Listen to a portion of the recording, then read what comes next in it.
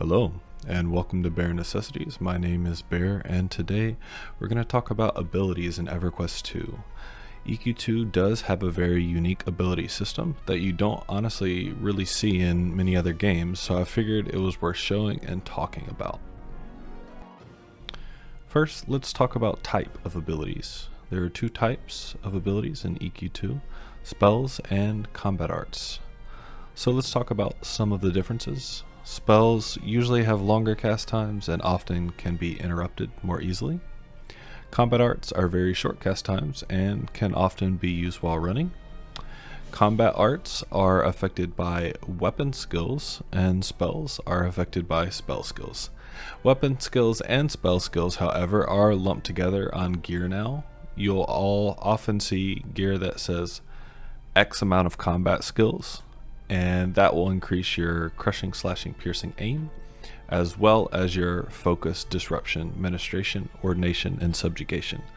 And the crushing, slashing, piercing aim are your weapon skills, while focus, disruption, ministration, ordination, or subjugation are your cast skills. Now, there are certain buffs that increase only one or the other, so keep that in mind. So before we move on, let's talk a little bit about combat skills. So how do these skills affect your spells and combat arts specifically? And I'm gonna talk about this in a general sense. So spell skills reduce your chance of being resisted and being hindered while casting from things like maybe you slightly move or a bunch of things are hitting you in melee.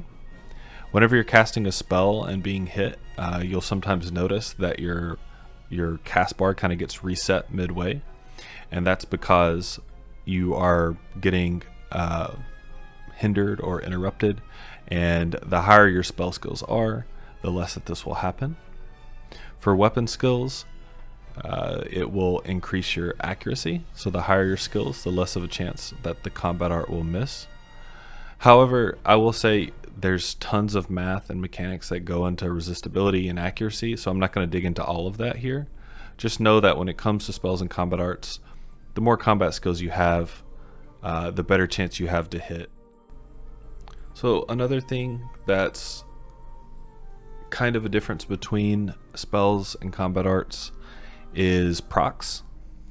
I'll talk about these briefly because procs are kind of one of the weirdest things in EQ2. They've kind of been really complicated over time, and they've tried to consolidate them, how they proc and how they proc over time, but it's not 100% consistent, and there's edge cases all over the place. So the big modifiers that you want to watch out for when you look at a proc is combat versus spell.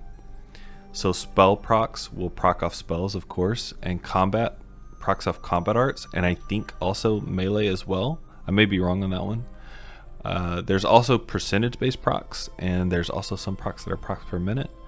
There's procs on being hit, procs that only work on ranged combat arts or ranged. You'll see that with Ranger a lot. So things can get pretty complicated, but we'll leave it at that for now, and just keep a lookout for the spell proc versus a combat hit proc. Because if you're a caster and you have a bunch of combat hit procs, they're not going to be going off very much, if at all. When it comes to abilities, scouts and tanks have the most amount of combat arts, maybe mixed with some spells depending on class, while priests and casters have mostly spells with a few combat arts over time as well. Alright, so now that we've kind of broken down abilities into spells and combat arts, we'll collectively call those abilities. And we're going to kind of dive into the unique system that I was discussing before. So every time you get ability when you level up, that ability will have the apprentice rank. If you're brand new, this probably means nothing to you. However, every ability, with the exception of a few I'll discuss later, has a rank, and there's 6 ranks on TLE servers. So here they are in order. We have apprentice, journeyman, adept, expert, master, and grandmaster. So the higher the rank, the higher its effectiveness. However, effectiveness is kind of different, of course, per spell, right? So for example, if for a heal, it may just heal for more as you go in higher rank. For a damage ability, it may increase the damage done. It may also reduce the resistibility of that spell. For a buff, it may increase the amount of stats the buffs gives. For a CC spell, it may increase the amount of time the CC lasts, or reduce the chance the CC breaks. Or for a debuff, maybe it increases the amount of stats it debuffs. For a combat art, it may increase the damage and the accuracy of that ability. Alright, so let's break down each of these ranks and talk a little bit about them. So Apprentice is of course what you start with. Journeyman is crafted with common materials by players. Adept drops randomly off mobs in treasured or wooden chests. Expert is crafted with rare materials by players. Master drops randomly off mobs in exquisite or metal chests. And Grandmaster is kind of special. Every class gets to choose one Grandmaster ability each tier. So it starts at level 14, then 24, 34, 44. So for our purposes, at level 44, you'll get a Grandmaster choice to use for the highest tier. So let's move on from there and talk a little bit about some expectations for ability rank.